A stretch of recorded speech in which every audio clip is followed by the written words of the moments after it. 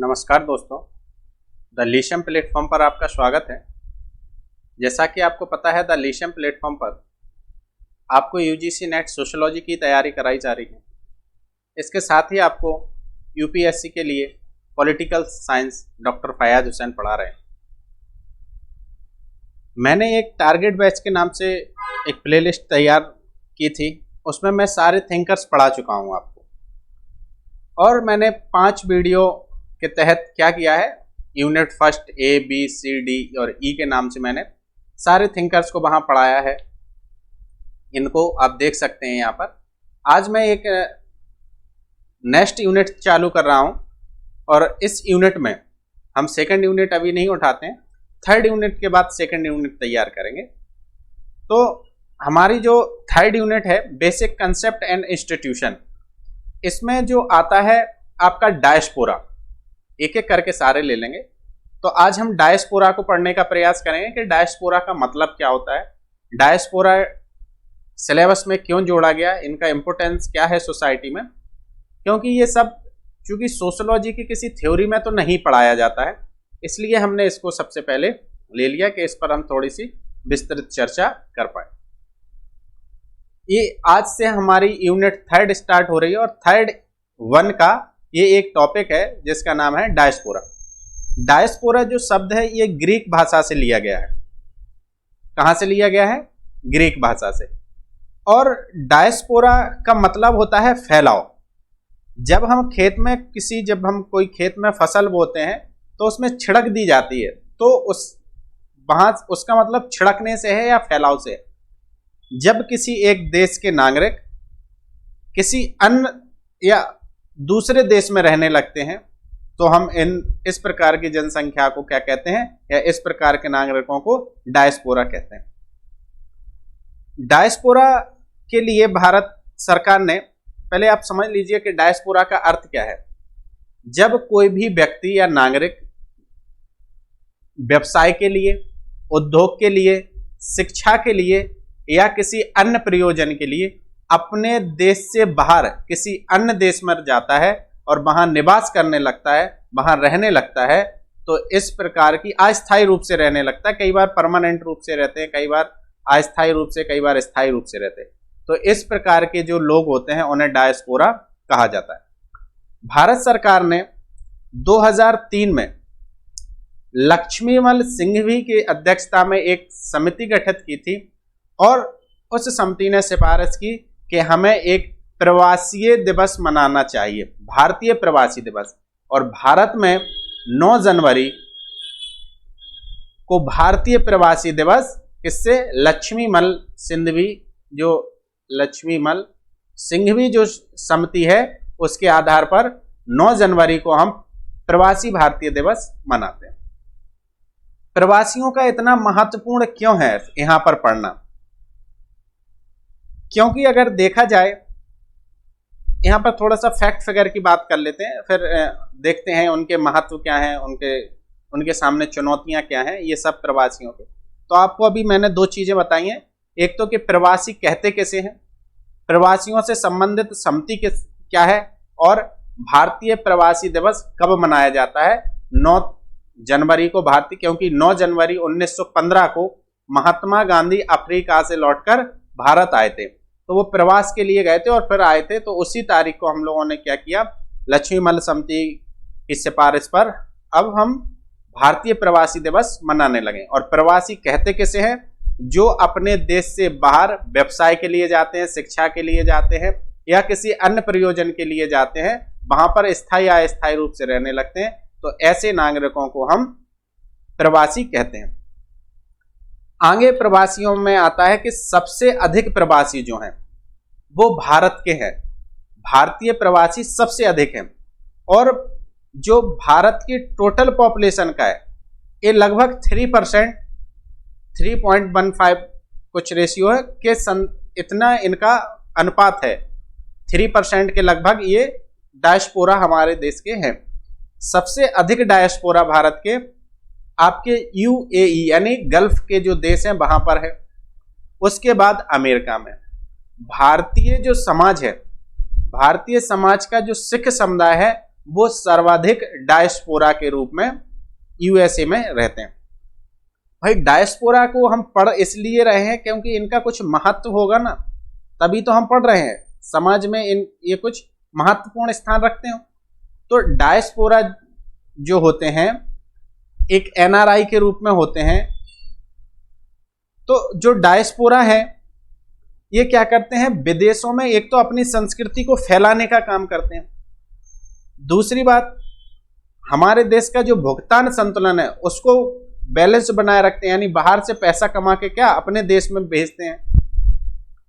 इसके साथ ही बाहरी जो तकनीकी है उस तकनीक के साथ हमको जोड़ते हैं, हमारी संस्कृति सभ्यता इत्यादि का प्रचार करते हैं, वहां पर रहते हैं। तो ये डायस्पोरा का एक मुख्य कार्य है और आर्थिक रूप से ये क्या करते हैं, बाहर के पैसे को हमारे यहाँ।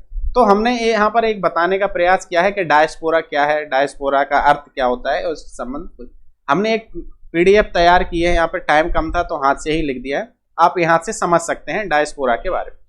डायस्पोरा जो है वो एक ग्रीक भाषा का शब्द है जो डायस्पेरियन से लिया गया है, जिसका अर्थ होता है फैलाव। यही मैं आपको अभी पहले बता चुका हूं, आप इसको थोड़ा सा पढ़ लीजिए। और इसकी पीडीएफ जो ये भी है, जो पीडीएफ है ये मैं शाम को आपको टेलीग्राम चैनल पर दे दूं। यह उन लोगों के संदर्भ में प्रयोग किया जाता है, कौन सा डायस्पोरा शब्द, यह उन लोगों के संदर्भ में प्रयोग किया जाता है जो रोजगार, व्यापार या किसी अन्य प्रयोजन के से अपनी जन्मभूमि छोड़ देते हैं और विश्व के दूसरे भागों में निवास करते हैं। इस प्रकार की आबादी को हम क्या कहते हैं, डायस्पोरा कहते हैं। समझ में आया? आगे चलते हैं। यही मैंने बताया कि 2003 में लक्ष्मीमल सिंघवी की अध्यक्षता में एक समिति गठित हुई और भारतीय प्रवासी दिवस या प्रवासी भारतीय दिवस मनाया गया। 9 जनवरी को हम प्रत्येक वर्ष भारतीय प्रवासी दिवस मनाते हैं। ये फैक्ट मैं आपको पहले बता चुका हूं। आगे प्रवासियों का वर्गीकरण 3 आधार पर किया जाता है। एक, प्रवासी कैसे होते हैं, एनआरआई के रूप में होते हैं, दूसरे पीओआई के रूप में होते हैं और तीसरे ओसीआई के रूप में होते हैं। ये ऐसे नागरिक हैं जो भारत के नागरिक हैं लेकिन कुछ कारण से अस्थायी रूप कर वहां दूसरे अस्थायी रूप से तो किसी दूसरे देश में चले गए हैं, व्यवसाय के लिए, उद्योग के लिए, शिक्षा के लिए, किसी अन्य प्रयोजन के लिए। ये जो पीआईओ है ये ऐसे नागरिक हैं जिनका ओरिजिन जो है, जिनका जन्मभूमि जो है वो भारत है, लेकिन इसमें जो हमारे पड़ोसी देश हैं पाकिस्तान, बांग्लादेश, नेपाल, भूटान, अफगानिस्तान और श्रीलंका को इसमें शामिल नहीं किया जाता है पीआईओ में। ठीक है, ऐसे लोगों को हम क्या कहते हैं, पर्सन ऑफ इंडियन ओरिजिन। जो ओसीआई होते हैं ये पर्सन ऑफ इंडियन ओरिजिन का एक बहुत लंबे समय तक जब वहां रहते हैं इनकी पहचान नहीं होती है, लेकिन ये जुड़े इंडिया से ही होते हैं, तो एक ये उनकी कैटेगरी है। अगर ये क्वेश्चन कभी बन जाए यूजीसी नेट में कि भारतीय प्रवासियों को कितने आधार पर बांटा जा सकता है, तो आपको लिखना है एनआरआई भारतीय प्रवासी होते हैं, पीआईओ और ओसीआई। आगे हम देखते हैं भारतीय प्रवासियों की संख्या सबसे अधिक है। पहले नंबर पर सबसे अधिक भारतीय हैं, दूसरे पर मैक्सिको और थर्ड पर चाइना। पिछले 10 वर्ष में प्रवासियों की संख्या में 23% की वृद्धि हुई। कितने प्रतिशत की वृद्धि हुई है? 23। और प्रवासी कुल आबादी का 3.15% है। कितना? 3.15% कुल प्रवासी। आगे हम देखते हैं भारत सरकार ने ब्रेन ड्रेन को ब्रेन ग्रेन में बदलने के लिए क्या किया है।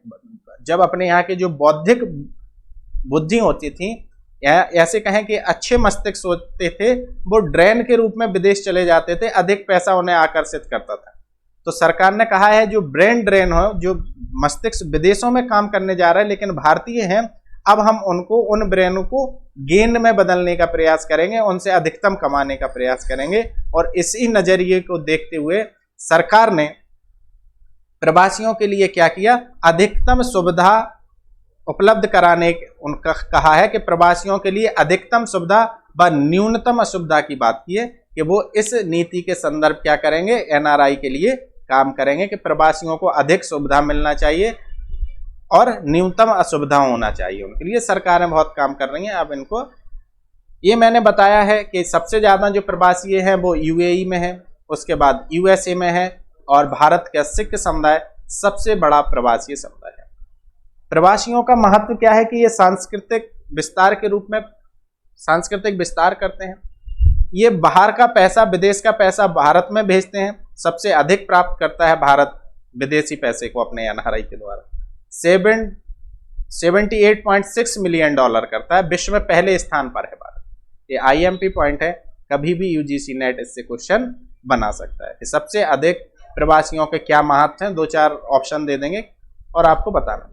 भुगतान संतुलन की भूमिका को बेहतर करते हैं हमारे जो प्रवासी होते हैं, और राजनीतिक क्षेत्र में भी प्रवासियों की भूमिका बढ़ रही है। जब मोदी जी अमेरिका जाते हैं या किसी अन्य देश में जाते हैं तो वहां पर सारे प्रवासी तो एक कलेक्ट होते हैं जो कहते हैं मोदी मोदी मोदी।